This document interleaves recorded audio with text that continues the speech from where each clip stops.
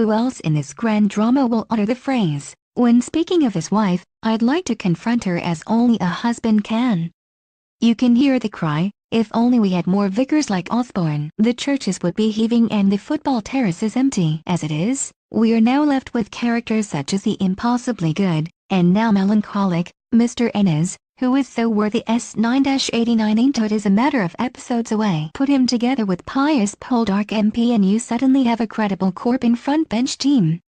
Osborne did have a special way with words. As wife Moore one of very reluctantly restored her favors. He simply couldn't believe her lack of enjoyment citing the smallest pleasure of Congress. Not a phrase you hear often, unless you're trapped in a previous century. Played with such dash and relish by Christian Brassington, Osborne was done in by his lover's cuckolded and dim-witted husband. He finally found some backbone after spying all sorts of goings-on from his own back window and seized a golden candlestick, ironically the profits of his own wife's labors, and confronted Osborne on his horse. The man of God took some felling but succumbed to his attacker only to be dragged by his own steed into oblivion. Elsewhere, we're enduring the travails of politician Poldark as he champions the starving poor. Yes, it's a good cause but it does make for very dull television. Have these poor people ever tried a gluten-free tea? I thought not. All this moaning about the price of wheat. We are also in danger of having another Cornish love triangle. Please, no. After leaving his bride at the altar upon hearing of the death of Osborne, Dracon doesn't know which way to look with Morwana again available. Might I suggest the exit, Drake, and you can take your wearing brother with you. In the meantime, would Thully and Prue mind working up a nice turn for the next village fiesta? Osborne would have felt well at home among the expats in Picnic at Hanging Rock, BBC 2, Wednesday. Thank goodness there wasn't a need for a chaplain at the finishing school in Australia where this drama is set. Knowing both book and film, it was difficult not to be initially disappointed with this project. It felt stretched to me, almost to breaking point, and not as Bonser's build I'm afraid. Why did we need an opening scene with Natalie Dormer's schoolmistress visiting the house she would eventually buy as a school for her young women?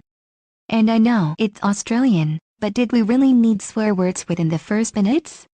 I could see it was set down under. The idea is to show everyone is damaged by their past, so when the girls go missing few characters are beyond suspicion. But most of them, as yet, aren't likable enough. Truanting Miranda is precocious and arrogant and should surely be said 1,000 lines of "I will behave myself when in the company of Australian SOLRS. An incident, of course, not of her making. Every young girl should keep a pitchfork handy, which could also be used to prod the lagging pace of this drama over its next 5 hours. Although it had nothing on St. Trinian's, I did appreciate their efforts at education in the blistering heat. When the girls were dispatched to a local society fete, they were urged to return with a composition about the Boer War. No more than one expects from a colony. What the drama did keep was the sense that the disappearance was a real event, which of course it wasn't, but believed to be so by people who saw the film. There was also tension and atmosphere in HBO's new offering Sharp Objects, Sky Atlantic, Monday. Thankfully there was a plot too, in a taut new drama from the writer of Gone Girl, Gillian Flynn. Rather than see another film adaptation, she has opted for the smaller screen for this story. It focused on Amy Adams's drug and alcohol adult journalist, Untypical, who was dispatched by her grizzled chain-smoking editor to do a story on the disappearance of a girl from her hometown of Windgap, Georgia. "I'm trash from old money," she told her editor, who reminded me so much of Ed Asner's wonderful Luke Grant crossed with the stressed bloke from Airplane. "I picked a bad day to give up smoking." When Adams's journo shows less than enthusiasm for her new gig, he tells her, "Life is pressure." Too true.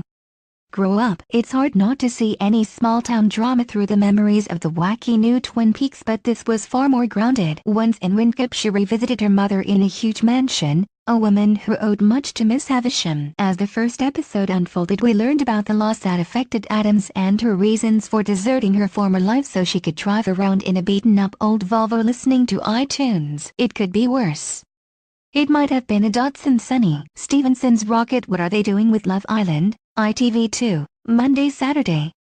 Numerous new contestants are preening their way through the doors, making the villa look like Waterloo Station. 2 new boys arrived last week and the girls sat back waiting to be picked. How backward. Why do the men make most of the moves? They're obviously told to by producers, nothing is left to chance. But with 4 million viewers, mostly young, Couldn't we balance the scales between the S? And for God's sake, they should have let them watch the World Cup at least until Wednesday's game.